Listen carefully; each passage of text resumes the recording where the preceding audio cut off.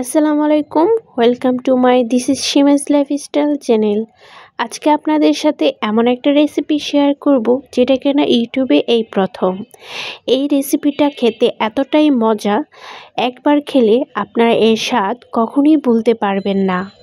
আজকে যে রেসিপিটা শেয়ার করব সেটার জন্য আমাদের লাগবে দেশি রসুন।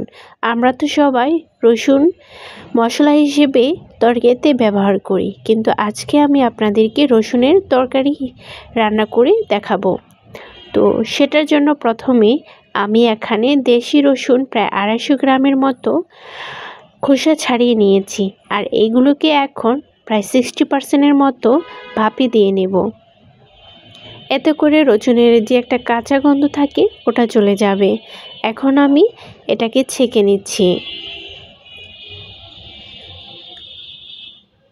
দেখুন দেখতে কতটা সুন্দর লাগছে রসুনগুলোকে। তো এখন আমি এখানে নিয়ে নিচ্ছি শিং মাছ। আপনারা যে কোনো মাছ দিয়ে রান্নাটা করতে পারবেন, তবে শিং মাছ দিয়ে রান্না করলে খেতে অনেকটা ভালো হয়। তো আমি এখানে নদী টাটকা শিং মাছ নিয়েছি, আর এগুলোকে একটু হলুদ আর লবণ দিয়ে মাখিয়ে নিয়েছি। এখন এগুলোকে ভেজে নেব। মাছগুলোকে একটু লাল লাল করে ভেজে নিব। আমি সবগুলো মাছ এক একটি দিয়ে দিলাম। এখানে সবগুলো মাছ নয়, অর্ধেক মাছ, বাকি অর্ধেকগুলো পরে ভেজে নেব। এই যে দেখুন, মাছগুলো একটু লাল লাল করে ভেজে নিয়েছি।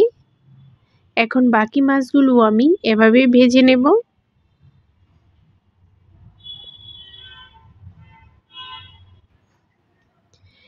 এই রেসিপিটা আমার দাদু রান্না করতো, আর দাদুর থেকে আমার মা শিখেছিল, আর মায়ের কাছ থেকে আমরা শিখেছি।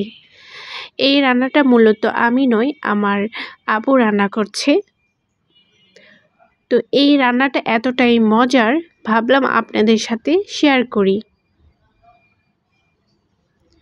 তো মাছগুলো ভাজা হয়ে গিয়েছে। এই পর্যায়ে এখানে আর একটু তেল দিয়ে আর একটা বড় সাইজের পেঁয়াজ কুচি এখানে দিয়ে দিয়েছি। পেঁয়াজগুলোকে হালকা বাদামি হওয়ার আগ পর্যন্ত ভেজে নেব।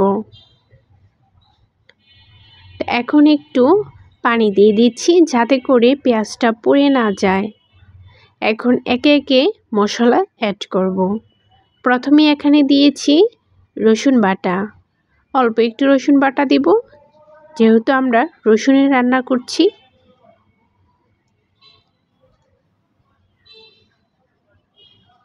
এখানে হলুদ গুঁড়ো দিয়েছি প্রায় 1 চামচের মতো। মরিচের গুঁড়া দিয়েছি 1.5 টেবিল চামচের মতো। জিরে গুঁড়া দিয়েছি 1/2 চা চামচের মতো। ধনিয়ার গুঁড়া দিয়েছি 1/2 চা চামচের মতো।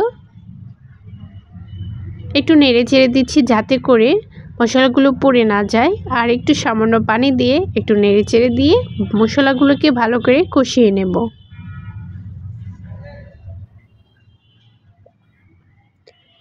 একটা টমেটো কুচি দিয়ে দিলাম।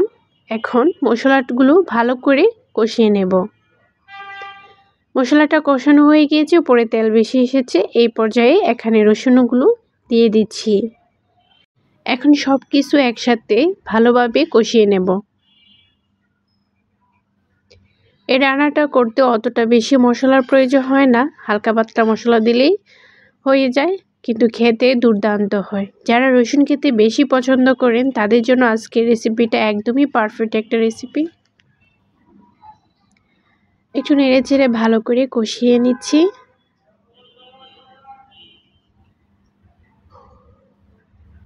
খুবই ভালো করে কষিয়ে নেব যাতে করে রসুনের কাঁচা গন্ধ না থাকে। আমি আপনাদেরকে আবারও বলি, আপনারা অবশ্যই দেশি রসুনটা নেবেন।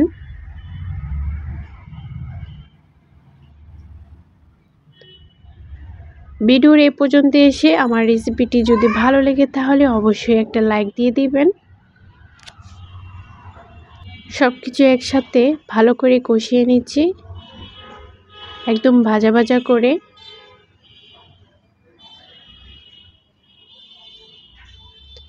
আপনারা দেখতেই পাচ্ছেন তেলগুলো উপরে বেশি উঠেছে। তো এ পর্যায়ে আমি এখানে দিয়ে দিব পরিমাণ মতো পানি। আমি এখানে প্রায় 1.5 কাপের মতো পানি দিয়েছি।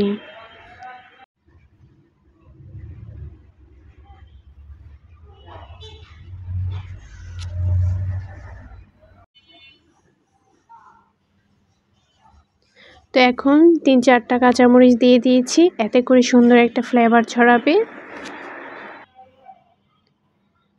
দেন আমি এখানে আগে থেকে ভেজে রাখা মাছগুলো একে একে দিয়ে দেব।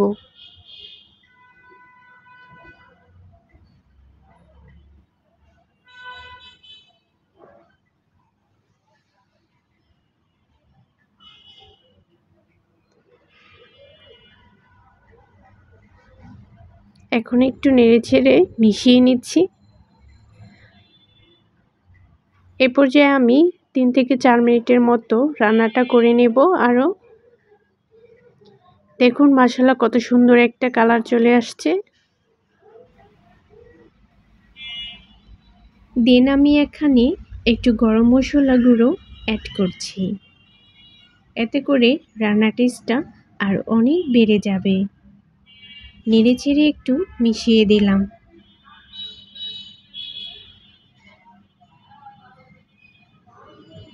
রান্নাটা প্রায় হয়ে গিয়েছে।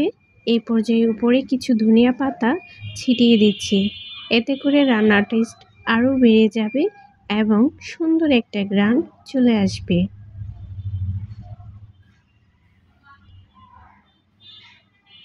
রান্নাটা আমার একদমই রেডি হয়ে গিয়েছে।